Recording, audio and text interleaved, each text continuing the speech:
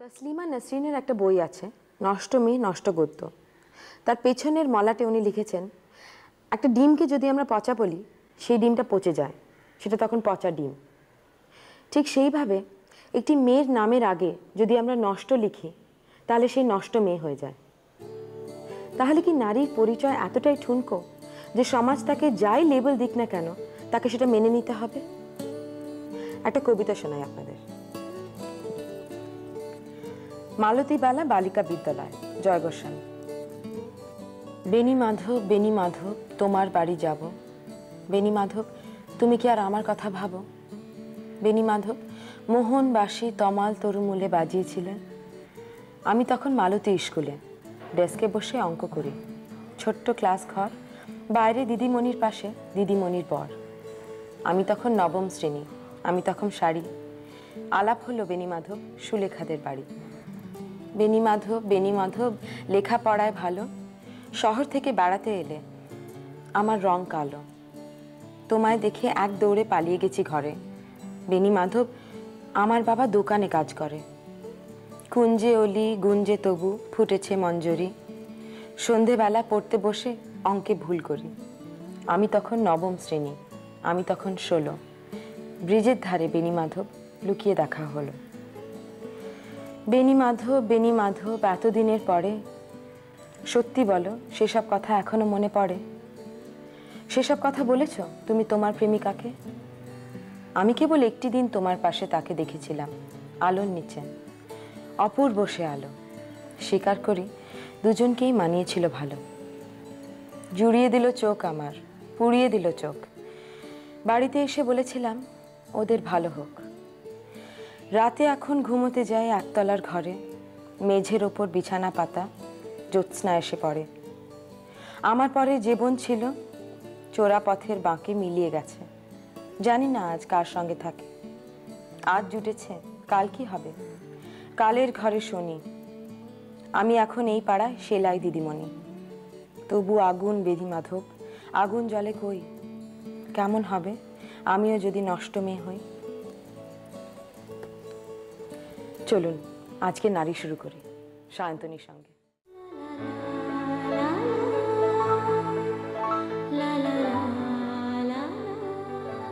নমস্কার। চলুন একটু পিছিয়ে যাওয়া যাক। এই ধরুন 70 দশকে কি দেখতে পাচ্ছেন? আমি কিন্তু দেখতে পাচ্ছি মুমতাজের ডান্স সিকোয়েন্স, একটা ছোট্ট লেন্থে কুর্তা পরে, অবশ্য টাইট ফিটিংস। এই যে স্টাইলটাই ছোট লেন্থে কুর্তা, এটা এখনো ভীষণ চলছে। এটাকেই বলা হয় কুর্তিজ। কুর্তিজগুলো কিন্তু ভীষণ কমফোর্টেবল। দিনের বেলা তো অফিসে পরে যাওয়া যায়, আবার কলেজেও পরে যাওয়া যায়, রাত্রেবেলা ডিনারেও পরে যেতে পারেন। কুর্তিজ ব্যাপারে আজকে আমাদের বলবে একজন খুবই নামী ডিজাইনার, স্নেহাশিস ভট্টাচার্য, দর্জি বুটিক থেকে।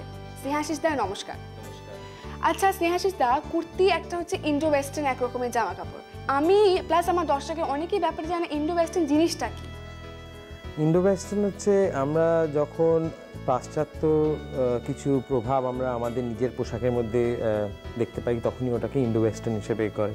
ফর এক্সাম্পল, আমরা যদি একটা প্যান্টের সঙ্গে, আমরা সালোয়ার কামিজ আগে পরেছি হচ্ছে সালোয়ার, তার সঙ্গে একটা কামিজ। এখন আমরা সেই কামিজটাকে একটুখানি ওয়েস্টার্ন শেপে, একটু শার্ট শেপে বানিয়ে তার সঙ্গে যদি প্যান্টস দিয়ে দিই, তাহলে ওটা ইন্ডো ওয়েস্টার্ন হয়ে যায়। তো ইন্ডো ওয়েস্টার্ন করার জন্য এমন কিছু ডিফিকাল্ট যে ব্যাপার সেটা না। আমরা যখনই করি আমরা বেসিক স্ট্রাকচারটাকে ঠিক রেখে আমরা একটা সিম্পল কাটের মধ্যে নিয়ে আসি। এই যে আমরা এত কুর্তিজ করে বাজারে এত মানে একটা চল চলেছে, তো হঠাৎ এই ট্রেন্ডটা কেন আসলো? কুর্তিজের চল বেশ অনেক দিন ধরেই আছে। তার কারণ হচ্ছে কমফোর্ট ওয়্যার, যেটা বলি আমরা, কমফোর্ট ওয়্যার যেটা আমাদের শরীরের পরে আরাম পাই আমরা। এখন যখন দেখছি সিনেমার প্রভাব পড়ছে আমাদের ড্রেসের মধ্যে, শাহরুখ খান পড়ছে কি অভিষেক রায় পড়ছে, সেইগুলোর থেকে আমাদের প্রচণ্ডভাবে প্রভাব ইয়াং জেনারেশনের উপর পড়ে। তো কলেজে এখন টি শার্টের বদলে কুর্তিজ হচ্ছে মেন ফ্যাশন এখন। তাছাড়া এমনি পার্টি ওয়্যার হিসাবে ইভিনিংয়ে যত কমফোর্টেবল হওয়া যায় নিজেকে, because after whole day's work সারাক্ষণ টাই অ্যান্ড শার্ট পরে লোকের একটা মানে এসে গেছে, বৃতৃষ্ণা এসে গেছে। তো সারাদিন পরে এসে একটা সামথিং কমফোর্টেবল লুজ এইগুলো পরার জন্যই তারা কুর্তিটা বেছে নিয়েছে। কুর্তিটা পরতে আরাম, সিম্পল, কোনো বেশি জাঁকজমক তার মধ্যে কিছু নেই। অ্যাট দ্য সেম টাইম লোকে দেখে পছন্দ ভালো করে। লাগে দেখতে। তো আপনি যে এরকম কুর্তিজ করছে, আপনারা বেসিক ফ্যাব্রিকটা কি ইউজ করেন? আমরা সব রকমের ফ্যাব্রিক ইউজ করি, তবে আমার পছন্দ বেশি হচ্ছে খাদি। আমি খাদির ওপরেই নিজের কুর্তাও নিজের যখন প্রথম শুরু করি দর্জির মেন ছিল হচ্ছে ফর মেন্স ওয়্যার, কিন্তু তারপরে আস্তে আস্তে উমেনে শিফট করেছি। তো কিন্তু আমার সিম্পল যে খাদির যে এত ইউজেজ হয় সেটা আমি যখন কুর্তা বানাতে শুরু করি তখনই বুঝতে পারি। তারপরে আমি কুর্তিজও মানে বানিয়েছি। খাদির বৈশিষ্ট্য তো আমরা সবাই জানি, সে আমাদের স্বাধীনতার দিন থেকেই চলে আসছে ফর ব্যাপারটা। এক্সাম্পল আমি এই জিনিসটা আপনাকে দেখাচ্ছি। এই সিম্পল খাদির মেটেরিয়ালটাকে জাস্ট এমব্রয়ডারি দিয়ে একটু অ্যাকসেন্টুয়েট করে তার সঙ্গে যদি একটু সিলভার ইউজ করেছি, because very simple but then very elegant. এটাকে টিম আপ করেছি, এর সঙ্গে একটা প্যান্টস বানিয়েছি হচ্ছে একটুখানি খাদিতেই একটা তোমার অপোজিট কম্বিনেশনে একটা প্যান্টস বানিয়ে দিয়েছি। তার সঙ্গে আবার ইন্ডো ওয়েস্টার্ন করার জন্য একটা দোপাট্টাও দিয়েছি। ইন্ডিয়ান লুকটা একটু Indian থাকে, look প্লাস থাকে। ওয়েস্টার্ন কাজগুলো তো আছে। Absolutely, absolutely. মানে এগুলো দিনের বেলা আমি যেখানে খুশি পরে যাওয়া যায়, যাওয়া মানে ভীষণ ভালো দেখতে ভীষণ ভালো লাগে। দেখতে লাগে। আর আপনি তো বললেন, মানে আপনি বললেন বেসিক ফ্যাব্রিকটা আপনি যেটা ইউজ করছেন সেটা হচ্ছে খাদি, কিন্তু এগুলো তো মোটামুটি অন্য ফ্যাব্রিকও করা যায়। হ্যাঁ, অন্য ফ্যাব্রিকও করেছি আমরা, যেরকম ধরুন তসরে করেছি, যেটা আমাদের এটা ভীষণভাবে একটু হেভি হেভি ওয়্যার। তসরে করেছি আমরা কটনসে তো সব রকম কটনস ইউজ করেছি, শিফনসে, জর্জেটস, তারপর ক্রেপ, সব কিছুতে করা যায়। এই কুর্তিস ব্যাপারটা ইউ ক্যান এক্সপেরিমেন্ট সব কালার মেটেরিয়াল। আর বেসিক্যালি কি ধরনের ডিজাইন বেশি কাজ করা, মানে কি ধরনের কাজ হয় বেশি? আমি দেখুন সব রকম কাজ আমি করেছি। আমি যেরকম সিকোয়েন্সের ওয়ার্কও করেছি, তারপরে আমি কাশ্মীরি, পার্সি, কাঁথা, আমাদের বেঙ্গলের কাঁথা তো সবসময় জয় জয়কার সব জায়গায়, তো সেগুলোকে আমরা ইউজ করি একটুখানি অন্যরকমভাবে। ধরুন ফ্যাব্রিক মিক্স করে, এই দেখুন এখানে দুটো ফ্যাব্রিক এখানে মিক্স করে তার সঙ্গে কাঁথাটা ইউজ করেছি। মানে এটা এই জায়গাটা একটা আর এই জায়গাটা কাঁথা, তো এটা হচ্ছে এইখানে একটা সিল্ক, এখানে একটা তসর, আর এখানে আমরা কাঁথা স্টিচ, মানে তিনটে ফ্যাব্রিকই একসাথে আছে। অ্যাবসলিউটলি। তারপরে মানে আবার কুর্তিজ আর কুর্তার বেসিক ডিফারেন্স হচ্ছে কুর্তা হচ্ছে লম্বাগুলো, কুর্তি হচ্ছে ছোটগুলো। এইটাও এটা যেরকম cotton। কটন, একেবারে সিম্পল সাউথ কটনের মধ্যে, এটা আরো ছোট আর একটু একেবারে ভীষণ শর্ট, একদম শর্ট। অ্যাবসলিউটলি ট্যাঙ্ক টপের থেকে একটু বড়। শুনটা ট্রেন্ডি একটা লুক দেয়। আমি এখানে সবুজ জিনিস দেখলাম, ভীষণ ইন্টারেস্টিং লাগলো। এই জিনিসটা কি? এটা হচ্ছে এই কুর্তিটার সঙ্গে উই হ্যাভ টিন্ড ইট আপ। আমরা এর সঙ্গে একটা চুড়িদার দিয়েছি, শর্ট কুর্তি, তার সঙ্গে চুড়িদার, টাইট ফিটিংস চুড়িদার, তার সঙ্গে আমরা একটা dupatta, which is short, absolutely short, একটা স্কার্ফের মতো, মানে ওই লম্বা দুপাট্টা না, জাস্ট এখানে গলায় একটা ঝুলি দেওয়ার জন্য। সেটার জন্য স্কার্ফটা করার জন্য। এই মোটামুটি এই কুর্তিজগুলোর রেঞ্জটা কিরকম? আমার কুর্তিজ দে স্টার্ট ফ্রম ধরুন 350-400 টাকা থেকে কটনগুলো শুরু হয়, আর সিম্পল একেবারে প্লেন একটা আছে সেটা আছে 225। তারপরে হায়ার প্রাইসের যদি দেখতে যান, উইদিন 800-900 মধ্যে ম্যাক্সিমাম কুর্তি সেটসগুলো, মানে ভীষণই উইদিন দ্য বাজেট। আসলে কলেজ স্টুডেন্টের কাছ থেকে ইউ কান্ট। আর যেটা আমি জিজ্ঞেস করছিলাম যে এই কুর্তিসটা কি কোনো একটা পার্টিকুলার এজ গ্রুপের জন্য আছে নাকি সবাই পরতে পারে? এটা আমাদের যদি বলেন, আমার এখানে মেয়েদের জন্য শুরু করেছিলাম থ্যাঙ্কস টু শোভা দে। উনি এসে আমাকে যখন বললেন যে তোমার মেয়েদের জন্য কিছু বানাও, উনি আমার কাছ থেকে প্রচুর নিয়েছেন। তার মানে দর্জি এতদিন ছেলের জন্য করতো, এখন মেয়েদের জন্য করার মেন ইন্সপিরেশন, মেন রিজন হচ্ছে শোভা দে। To some extent. আচ্ছা, আর মানে আমি যেটা জিজ্ঞেস করলাম ওই প্রশ্নের উত্তরটা কিন্তু আপনি এখনো দেননি, কোন এজ? সব রকম এজ গ্রুপ পড়তে পারে। এখন you have to be comfortable. আমি যদি এখন 50 বছর বয়সে আমার যদি মনের অবস্থাটা এখনো ইয়াং থাকে, তাহলে they can wear it, just carry করার। অ্যাবসলিউটলি। আচ্ছা, তো আশা করি উনি আপনার সব ইনফরমেশন, আপনাদের সব কোয়েরিজ উত্তর দিয়ে দিয়েছে। ওনার নাম্বারটা তো আপনি একটু বলে দিন। দর্জি, আমার অ্যাড্রেস হচ্ছে 18A Lakeview road, Kolkata 29। Phone number হচ্ছে 2465-1686, আর মোবাইল নাম্বার 9830018168। সব প্রশ্নের উত্তর পেয়ে গেছেন তো? এখনো পাননি? আপনাদের যে কত প্রশ্ন, সত্যি। আবার তাকিয়ে আছে কি? শিগগিরই পেন আর পেপারটা নিন আর আমাকে শিগগিরই চিঠি লিখুন, আমি অপেক্ষা করব। কুর্তিস যে এত কমফোর্টেবল সেটা আমাদের ডিজাইনার তো আপনাদের বলেই দিল।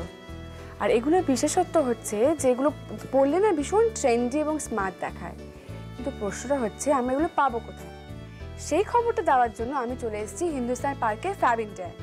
এখানে এমব্রয়ডারি, সিকোয়েন্স ওয়ার্ক, চেকস, কি চান আপনি, মানে আপনি যেটাই চান এখানে এসে সেটাই পাবেন। যেরকম দেখুন, এই একটা আমি কুর্তি দেখাচ্ছি, এটার মধ্যে ভীষণ সুন্দর এমব্রয়ডারি করা আছে, প্লাস মিরর ওয়ার্কও আছে। আর এইটা যেরকম দেখতে পাচ্ছি এটা নর্মাল স্ট্রাইপস যেটাকে বলা হয়, আর এইটা একটা ফ্লোরাল প্রিন্ট। আর দামগুলো হচ্ছে কি 300 টাকা থেকে 600 টাকার মধ্যে। আপনারা এখানে আসুন, কিনুন, পরে দেখুন কিরকম লাগছে, আর তারপর আমাকে কিন্তু বলতে চিঠি লিখে পাঠাতে একদম ভুলবেন না।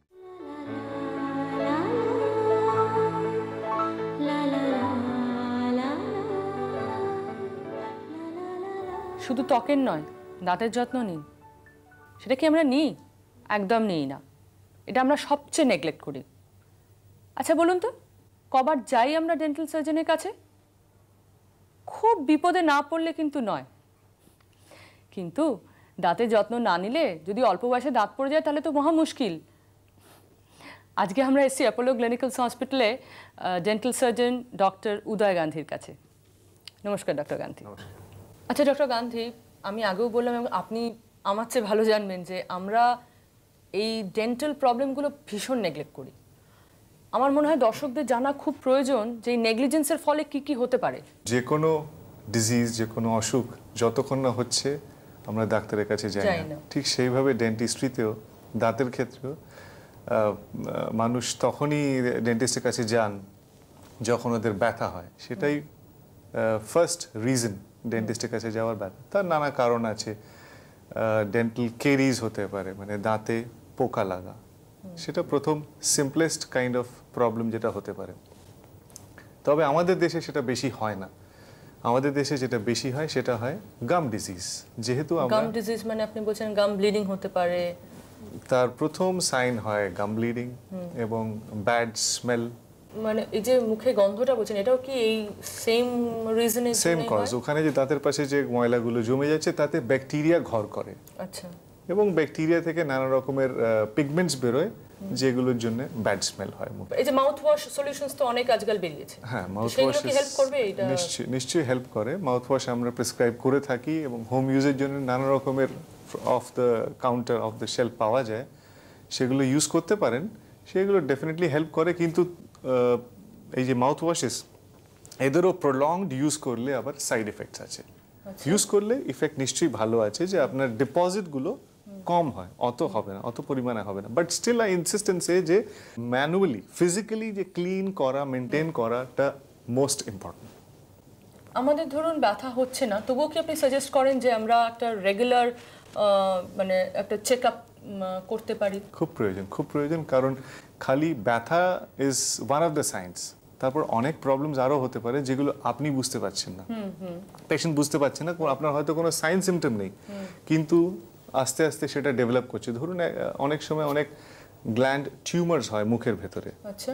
অনেক রকমের টিউমার ডেভেলপ করে, সেগুলো পেশেন্ট হয়তো বুঝতেই পারছেন না। সেটা আমরা রেগুলার চেক আপ করলে ধরতে পারবো, এবং then we can guide the patient যে হ্যাঁ, ইউ হ্যাভ দিস প্রবলেম, এইবার আপনাকে এই ধরনের স্পেশালিস্টের কাছে যাওয়া উচিত।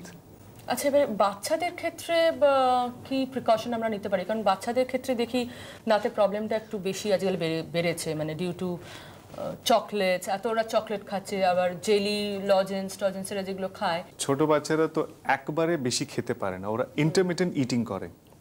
তখন আমরা যেটা সাজেস্ট করি যে যখনই ওরা কিছু খাবে, স্পেশালি স্টিকি জিনিস যেগুলো আপনি বললেন, চকলেটই হোক, বিস্কিটসই হোক, ব্রেডই হোক, এগুলো যখন খাচ্ছে, তারপর বাচ্চাকে যেন ট্রেন করা হয়, বাবা মা যেন ট্রেন করেন যে ব্রাশ করবে। যদি ব্রাশ, আপনারা এটা ভালো করে শুনছেন তো, যে বাচ্চাদের কিভাবে ট্রেন করা উচিত, এটা কিন্তু মন দিয়ে শুনুন। সরি ফর দ্য ইন্টারাপশন, আপনি বলুন। No problem. না, ট্রেন করা মানে যে বাচ্চাকে গাইড করে দেওয়া যে দেখো, whenever you are eating something sticky, যখনই কিছু স্টিকি খাচ্ছ, তারপর যেন ভালো করে অন্তত, যদি ব্রাশ যদি না করো, অন্তত কুলকুচি করবে, মুখটা পরিষ্কার করবে। আর যদি ব্রাশ করতে পারে, নাথিং লাইক ইট। আচ্ছা, রাত্রে শোয়ার আগে কি ব্রাশ করাটা খুব প্রয়োজন? রাতে শোয়ার আগে ব্রাশ করাটা মোস্ট ইম্পর্টেন্ট। সকালে ব্রাশ আপনি যদি ভুলেও যান, কোনো অসুবিধা নেই। আপনি ব্রেকফাস্টের পরে, আমরা অনেক সময় বলে থাকি যে brush after breakfast, but before going to bed at night brushing সব থেকে বেশি ইম্পর্টেন্ট। বিকজ রাতে একটা পিরিয়ড অফ সাইলেন্স থাকছে।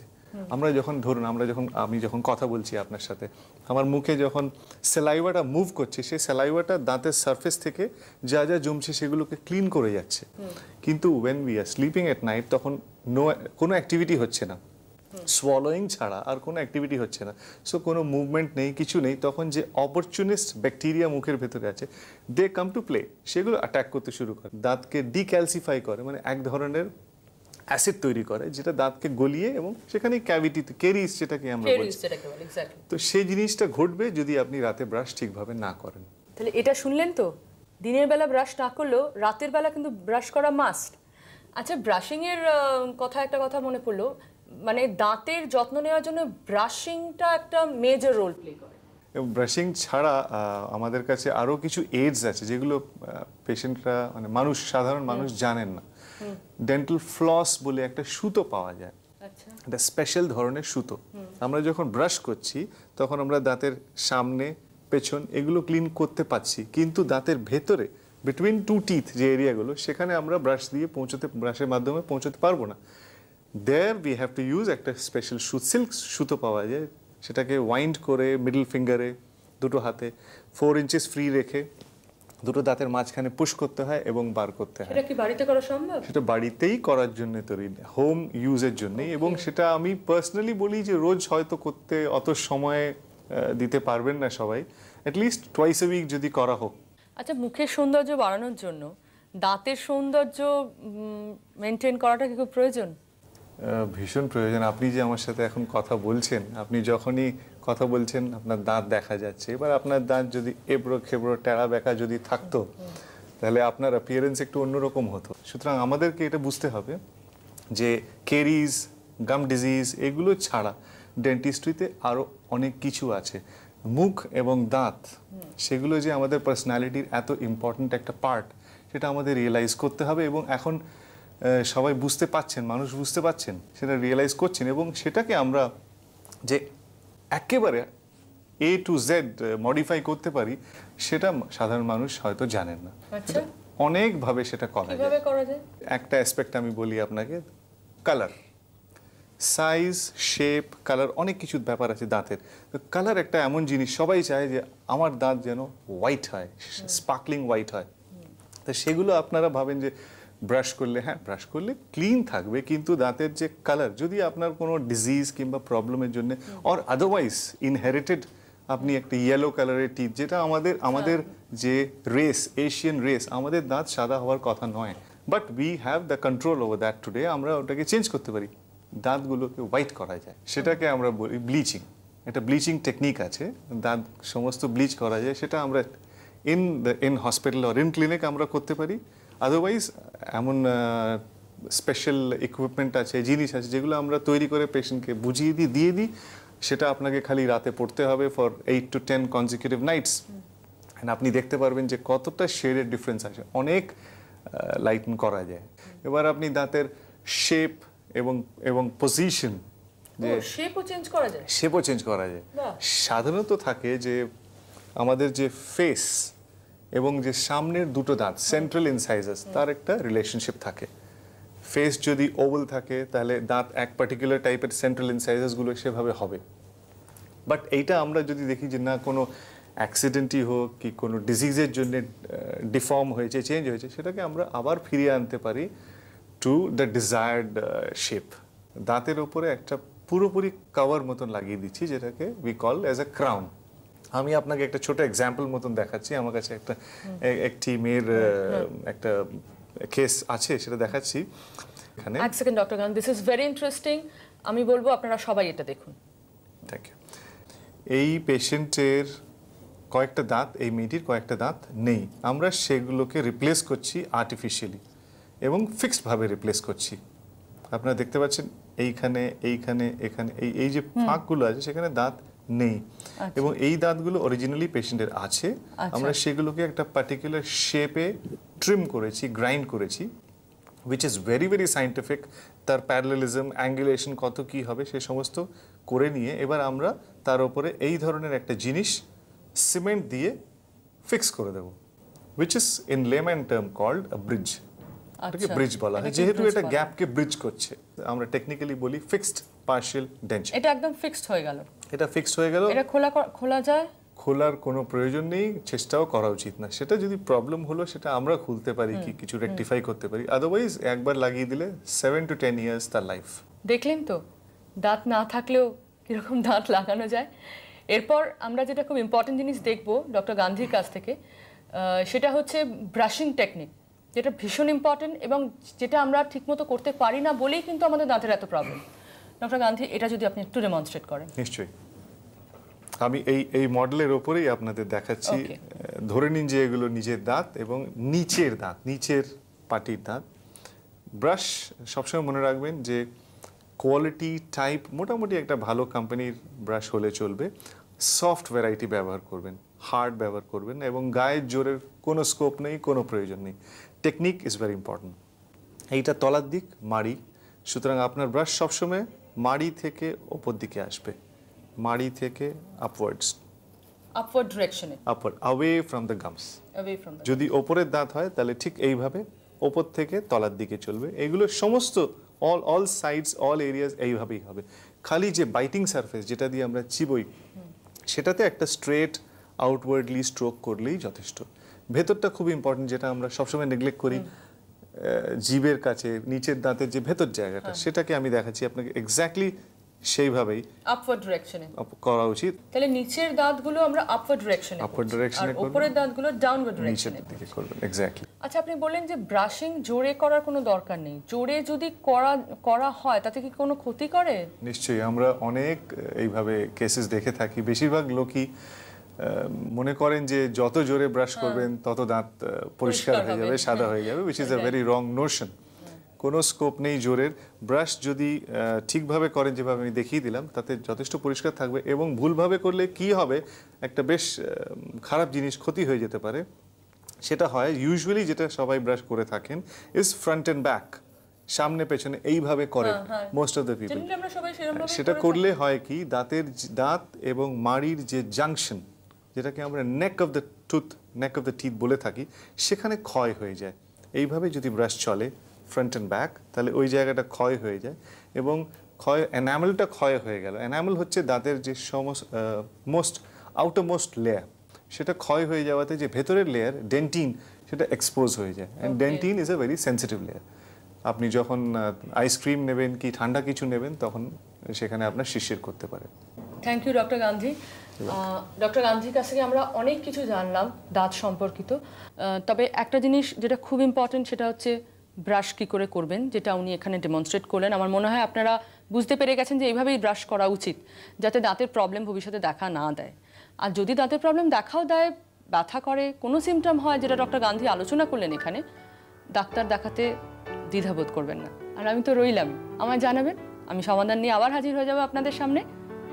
তাহলে এবার কি একটু জিমে যাবেন? চলুন দেখি কি করে ফিট থাকা যায়। তুমি যে আমার চিরদিনের সেই নারী।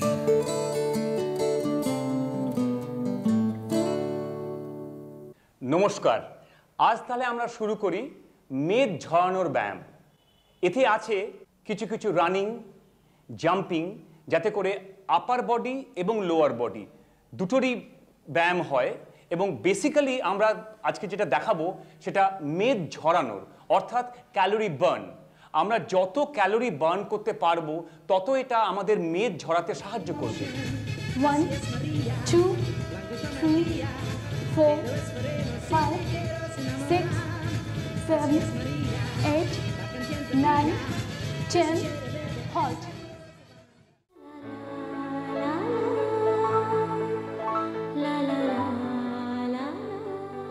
গরমকালটা না আমার একদম ভালো লাগে না। গরম, প্যাচ প্যাচ ঘাম, মাথায় নোংরা জমছে, মুখটা একেবারে ক্লান্ত ভাব, ডাল দেখাচ্ছে।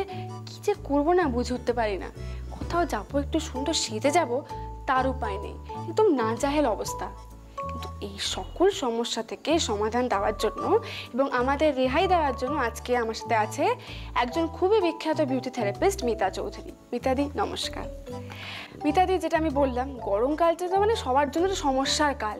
এত হাজার ব্রণ বেরোচ্ছে, টায়ার্ড লাগছে, হালকা মেকআপ করে বেরোবো, তারও উপায় নেই। তো আপনি প্লিজ কোনোভাবে আমাকে এবং আমার দর্শকদের এই সকল সমস্যা থেকে মানে সমাধান পাওয়ার জন্য করে চটজলদি বিউটি টিপস দিন। হ্যাঁ, এইসব সমস্যা থেকে তোমাকে মুক্তি পেতে হলে কয়েকটা যদি বেসিক রুল তুমি ফলো করো, হয়তো অনেকটা ভালো থাকবে। এটা হচ্ছে খুব প্রচুর পরিমাণ জল খাবে, সিজনাল ফ্রুটস খাবে, জুস খাবে, ডাবের জল খেতে পারো। আর দিনে 2 বার স্নানটা হচ্ছে মাস্ট। এই দিনে 2 বার ক্লেনজার ইউজ করো। ক্লেনজার মানে বাড়িতেও তৈরি করে নিতে পারো। এছাড়া বাইরে বেরোবার সময় যেটা সবচেয়ে বেশি জরুরি, একটা সানস্ক্রিন ইউজ করতে হবে। তো সানস্ক্রিনও তো আবার আরেকটা অসুবিধা আছে, ঘাম হয়। হ্যাঁ, ঘাম হয়, কিন্তু সানস্ক্রিনটার ইউজ করার একটা নিয়ম হচ্ছে, সানস্ক্রিনটা ইউজ করবে বাইরে বেরোবার অ্যাটলিস্ট 20 মিনিটস আগে। সানস্ক্রিন ইউজ করার পরে একটু যেটা ঘাম হবে সেটা একটু ওয়েট কটন দিয়ে মুছে নেবে, নিয়ে তুমি তারপর যখন বেরোচ্ছ তখন আর সোয়েটিংয়ের প্রবলেমটা থাকবে না। আচ্ছা, হ্যাঁ, এখন যে আছে আমার সাথে পূজা আছে, পূজার স্কিন টাইপটা হচ্ছে নর্মাল স্কিন টাইপ। হ্যাঁ, কাজে এই স্কিন টাইপের উপর কীভাবে স্কিন কেয়ারটা নিতে পারে বিশেষ করে গরমের দিনে সেটা আমি বলে দিচ্ছি বাড়িতে, যেটা খুব সহজে নিজেই করতে পারবে। এরকম কতগুলো জিনিস আমি বলে দিচ্ছি। যেমন চন্দন কাঠের গুঁড়ো পাওয়া যায়, ওটা জলে গুলে স্নানের আগে মুখে একটু লাগিয়ে নিল। 5-7 মিনিট পরে যেভাবে সাবান দিয়ে স্নান করা হয় একটু হালকা হাতে ঘষে তুলে ফেললো। ক্লেনজার হিসেবে কমলা লেবুর শুকনো খোসার গুঁড়োটাও খুব কাজে দেয়। ওটাও ঠিক একইভাবে যেভাবে চন্দনের গুঁড়োটা ইউজ করা হচ্ছে সেভাবে জলে গুলে মুখে লাগিয়ে নিল। খালি গরমকালটা তো কমলা লেবু সিজন না, তো আমরা পাবো ওটা শুকনো খোসার গুঁড়ো। উইন্টারে তুমি কমলা লেবুর খোসাগুলো রেখে দিলে, রোদে শুকিয়ে নিলে, খুব ড্রাই হয়ে গেল, এবার তুমি গ্রাইন্ডারে গুঁড়ো করে নিয়ে নিলে। ওটা তুমি গরমের সময় তুমি ওটা ইউজ করতে পারো। ভীষণ ওটা ক্লিন তো করছে, প্লাস একটা ফ্রেশ লুক দেবে। এছাড়া সবসময় একটা টোনার, বাড়িতে একটা টোনার যদি তুমি ফ্রেশনার বা টোনার যদি তুমি বাড়িতে বানিয়ে রাখতে পারো, সেটা হচ্ছে গোলাপ জল কয়েক ড্রপ গোলাপ জল জলের সাথে মিক্স করে আইস কিউবের মতো তুমি ফ্রিজে জমিয়ে রাখলে, সেটা যখনই দরকার হচ্ছে মুখটা মুছে নিলে। যাদের স্কিন খুব বেশি অয়েলি, তাদের তো এই সময়টা অনেক বেশি প্রবলেম হয়, তাদের জন্য হচ্ছে গোলাপ জলের বদলে তাদের জন্য হচ্ছে লেবু। পাতিলেবুর রসটা ইকুয়াল কোয়ান্টিটি অফ ওয়াটার একসাথে মিশিয়ে নিলে, কটনের নিয়ে সারা মুখটা মুছে নিলে।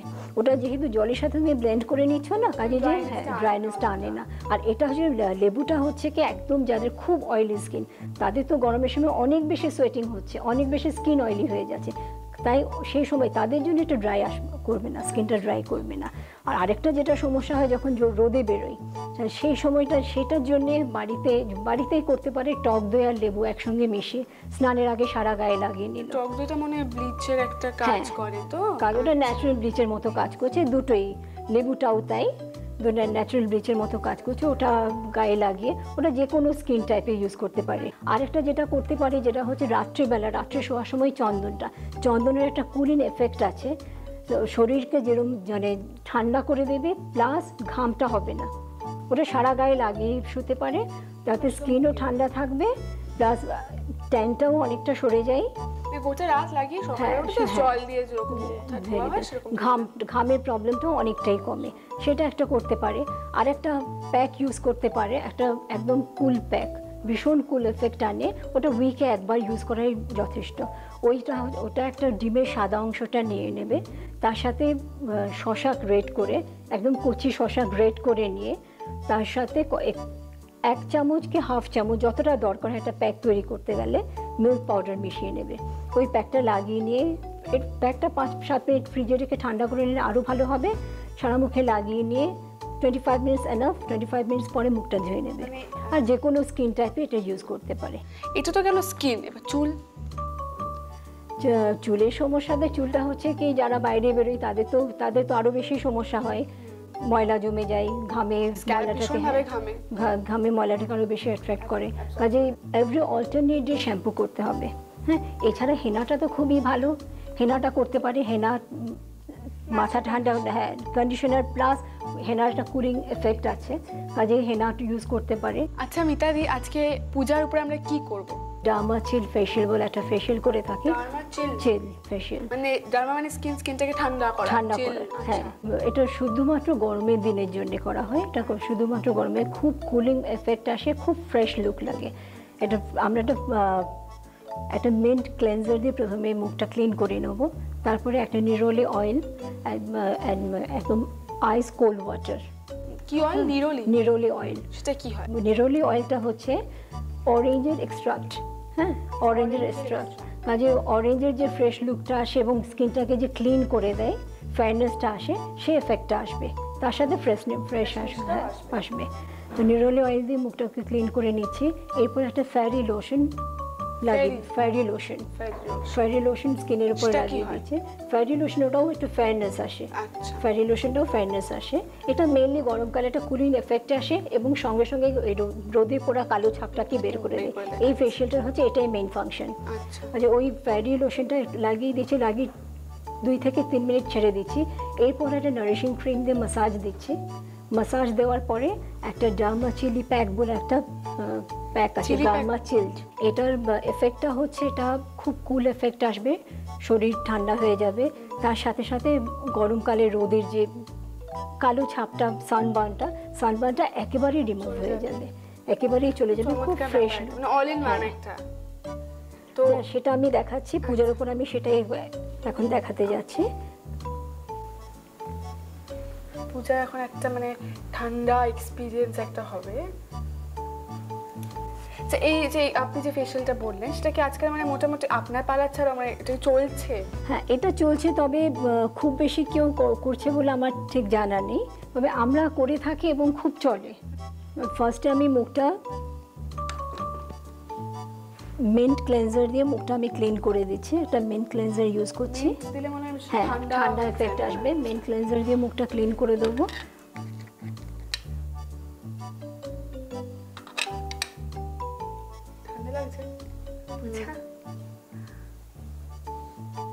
স্কিনটা ক্লিন করে নিলাম।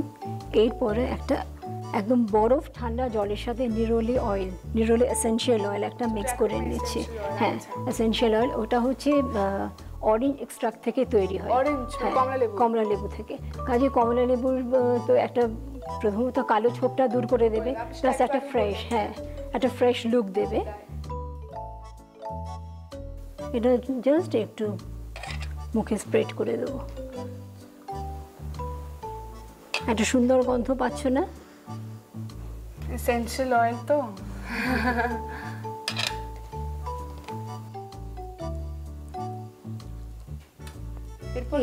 এরপরে আমি একটা ফেয়ারি লোশন ফর্সা হওয়ার, এটা একটা ফেয়ারি লোশন কটনে নিয়ে জাস্ট সারা মুখে একটু ড্যাপ করে দেবো কটনটা।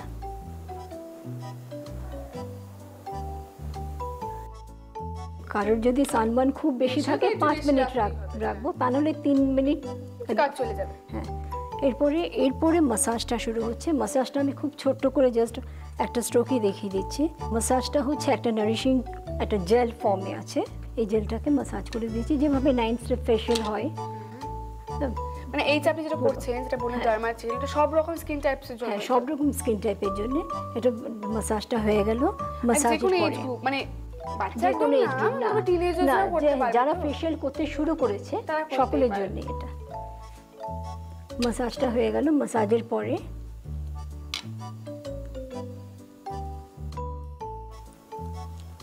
এবার একটা প্যাক, ডার্মা চিল প্যাক। এই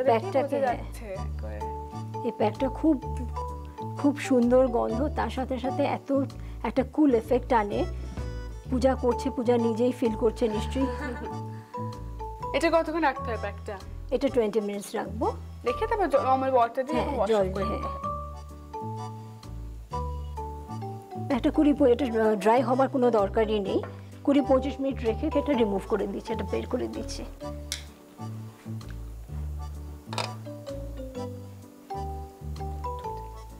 পূজা কুল, I feel as cool as a cucumber. Okay.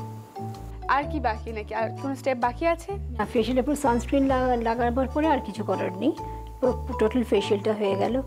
তাহলে যদি কুল হতে চান, ডার্মা চিল ফেশিয়ালটা কিন্তু অবশ্যই ট্রাই করতে হবে। ট্রাই করতে গেলে কি করতে হবে? দিদির সাথে কন্ট্যাক্টে আসতে হবে। তার জন্য দিদি, আপনার নাম্বারটা? আমার নাম্বার হচ্ছে 24643643, টেলিফোন নাম্বার। অ্যাড্রেস হচ্ছে মিতাস বিউটি পার্লার, 146 শরৎ বোস রোড, ক্যালকাটা 29। দিদির সাথে তো আমি জানি আপনারা টাচে যাবেনই, আফটার অল এত ভালো একটা ফেশিয়াল ডেমনস্ট্রেট করলেন উনি। আমার কথাটাও একটু মনে রাখবেন, আমি দেখুন অতটাও কিন্তু বাজে নয়, আমার সাথেও একটু কন্ট্যাক্টে রাখবেন। তার জন্য কি করবেন? আমাকে মানে নারীকে চিঠি লিখবেন, অপেক্ষায় থাকবেন।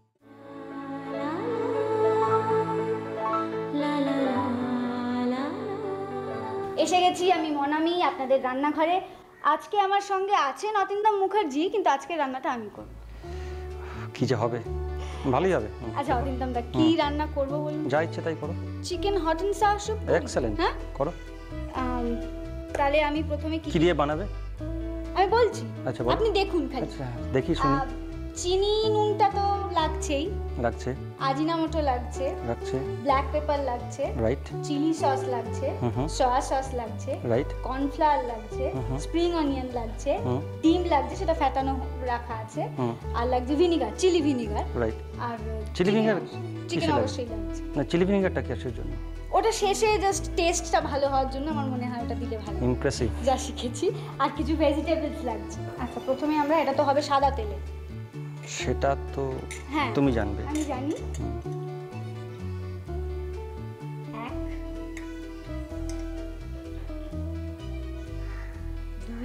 তুই আর দেবো কি? না দিলেই ভালো হয়। তেল যতটা কম, মানে যেটুকু প্রয়োজন সেটুকুই দেবে, তার থেকে বেশি দেবে না। আচ্ছা আমার মনে হয় তেলটা গরম হয়ে গেছে। এবার চিকেনটা দেব। চিকেনটা সবার আগে দেবে। এক্সেলেন্ট। জল নেই তো, দেখবে ফুটবে কিন্তু।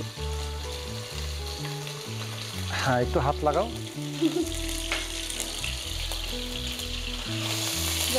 জল আছে, ঠিক আছে, রাইট, এক্সেলেন্ট। আমরা ভেজিটেবলটা দিয়ে দিই। দিয়ে ফেলো। একটু আগেই বলেছি কি কি আছে? গাজর আছে, বাঁধাকপি আছে, আর টমেটো আছে। টমেটো আছে, সবকটা একসঙ্গে দিয়ে দেবে তো? Very good.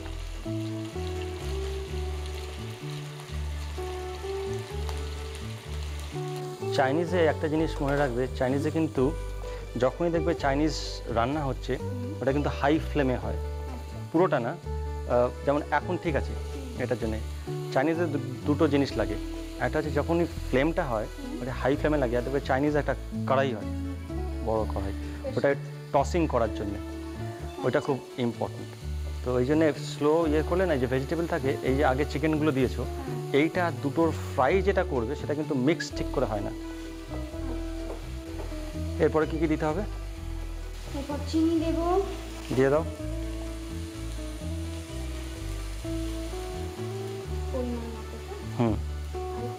আরেকটু। একটু মিষ্টি খেতে ভালোই বাসি। আচ্ছা, সে তো দেখেই মনে হচ্ছে।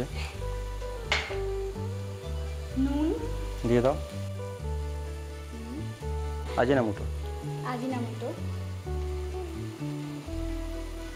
বাস বাস বাস বাস বাস, এনাফ। আজিনামোটো যত কম দেওয়া যায় ততই ভালো। Black pepper. ব্ল্যাক পেপারটা ফ্লেভারটা অনেক ভালো আসে, অনেকে হোয়াইট পেপার ইউজ করে, ব্ল্যাক পেপার ফ্লেভারটা অনেক রিচ ফ্লেভার। এবার তাড়াতাড়ি কিন্তু মিক্স করতে হবে, নাহলে এক জায়গায় থেকে যাবে, এক জায়গায় মিক্স হবে না। চাইনিজে প্রচুর স্যুপ হয়। আর কি কি স্যুপ তুমি জানো? অনেক কিছুই জানো নিশ্চয়ই, শিখে ফেলেছো নিশ্চয়ই। আমি এখন বলবো না বাবা, আমি একদম করে খাওয়াবো। আচ্ছা এরপর আমার মনে হয় স্টকটা এবার দিয়ে দেবো তো? স্টকটা দিয়ে দিতে পারো, কোনো অসুবিধা নেই। ওটা স্ট্রেন করে দিয়েছিলে নিশ্চয়ই। পুরোটাই দেবো।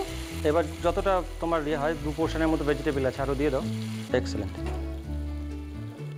ওই স্ট্রেনটা করে নিলেই তখন ওই ভেতরে যেগুলো তো চলে যায়, কালারটা জলের মতো চলে আসে। স্টক কিন্তু যে কোনো স্যুপ বানাতে গেলে স্টক হচ্ছে মেন ইনগ্রেডিয়েন্ট, লাগবেই। ওটা ছাড়া ওই যে বাড়ির খাবার আর রেস্টুরেন্ট খাবারের যে টেস্টের ডিফারেন্সটা হয়, মেনলি কিন্তু স্টকের জন্য হয়। চাইনিজের হচ্ছে অ্যাকচুয়ালি অনেকগুলো রিজন আছে, মেনলি 7টা রিজন আছে। ইন্ডিয়া যেরকম আছে, নর্থ ইন্ডিয়া, সাউথ ইন্ডিয়া, ওরকম বিভিন্ন রিজন আছে। আর এই খাবার ম্যাক্সিমাম নাম যেগুলো হয় সেগুলো ওই রিজনে হয়, টেস্ট ওরকম হয়। যেমন শেজওয়ান হচ্ছে একটা রিজন। শেজওয়ান ওটা হচ্ছে ওরা খুব, যে কোনো শেজওয়ানে দেখবে লাল লঙ্কা থাকে, হট অ্যান্ড স্পাইসি। আবার যদি ক্যান্টনিজ হয়, ক্যান্টনিজ আর একটা রিজন, ব্লান্ট ফুড, ওখানে ইয়ে হয় না, দেখবে সাদা সাদা দেখতে হয়, টেস্ট একদম ব্লান্ট হয়। এটা হট অ্যান্ড হট নাম দিয়েই বোঝা যাচ্ছে, স্পাইসি অ্যান্ড হট হয়। এই তো ফুটতে শুরু করেছে, সুন্দর। মিলিয়ে দাও। বাহ, হট তো আর একটু দিলে বোধহয় ভালো হবে, যদিও তুমি মিষ্টি ভালোবাসো, নামটা যখন হট একটু দিতে হবে। Great, very good. মিক্সিংয়ের সময়টা, হ্যাঁ সেটা ব্যাস মিক্সিংয়ের সময়টা একটু ফাস্ট হতে হয়, তাহলে তাড়াতাড়ি, কারণ একটা দিয়ে আরেকটা সময় দিলে মিক্সিংটা ঠিক হয় না, ফ্লেভারটা ডিফার করে যায়। তো ট্যাংরা যেতে ইচ্ছে করছে, দেখি রেস্টুরেন্ট খুলে ফেলো, ভালোই করবে। এটা এবার দিয়ে দিই ডিমটা। হ্যাঁ দিয়ে দাও, কালারটা পারফেক্ট এসছে, 2 স্পুন দিয়ে দিলে হয়ে যাবে। ঢেলে দাও। বাহ,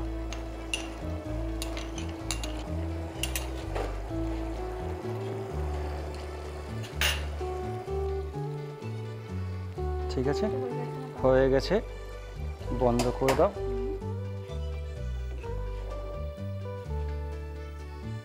কালার তো পারফেক্ট এসছে, টেস্টটা এবার কি আমি করব কি তুমি করবে? আপনি করুন। এবার আমি করি? অবশ্যই। স্যুপটা রান্না করবে মানে যখন গ্যাস এসে গেল একদম শুড বি পাইপিং হট, যতটা গরম সম্ভব। স্প্রিং অনিয়নটা অল্প করে ওপর থেকে, এক্সেলেন্ট। স্প্রিং অনিয়নের নিজের একটা ফ্লেভার আছে, প্লাস দিতে গার্নিশটাও হয়ে যায়। এই রেস্টুরেন্টে খেলেই আমাদের একটা ইয়ে আছে, আগে আমরা বোলটাকে নিয়ে বসি, তাতে একটু সল্ট, একটু পেপার, একটু চিলি ভিনিগার, একটা সয়া সস দিয়ে তারপরে খাই। বাট স্যুপ খাওয়া কিন্তু আগে টেস্ট করে নিতে হয় যে সেটা কী বেনেছে, কী তৈরি হয়েছে, তারপরে যা অ্যাড করা করতে হয়। কিন্তু নর্মালি যেটা আগে অ্যাড করে নিয়ে তারপরে খাই, উইচ ইজ রং। খাই অবশ্যই।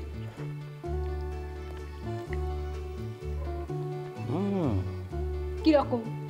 আমার তো মনে হচ্ছে পুরো বোলটা খেয়ে নিই। এটা খুব বড় compliment. Excellent, very good. Chicken hot and sour soup করতে আমাদের লাগছে বোনলেস চিকেন 50 গ্রাম, কুচনো বাঁধাকপি, কুচনো গাজর 50 গ্রাম, spring onion, Ajinomoto, soya sauce ও ডিম। কড়াইতে সাদা তেল দিয়ে চিকেন দিতে হবে, একটু ফ্রাই করে তাতে কোচানো বাঁধাকপি এবং গাজর দিয়ে দিতে হবে। স্টকটা সেদ্ধ করে নিয়ে মিশাতে হবে। নামানোর আগে ডিমটা ফাটিয়ে দিতে হবে। স্যুপ তৈরি। আমি যখন বানাতে পেরেছি আপনারাও খুব সহজে বানাতে পারবেন। এটাই বলতে যাচ্ছিলাম। ভালো লাগবে, আমি বলে দিলাম। আর আমাদের চিঠি লিখে অবশ্যই জানাবেন, স্পেশালি এটার জন্য আমাকে চিঠি লিখে জানাবেন যে কেমনভাবে তৈরি করলেন আর খেয়ে কীরকম লাগলো। আর অবশ্যই আপনাদের কাছে কোনো নতুন রেসিপি থাকলে সেটাও আমাদের জানাবেন, আমরা রান্না করব। এইটা আমি এখন নিয়ে যাব পিঙ্কিকে টেস্ট করানোর জন্য, তো আমার কাল দেখা হবে।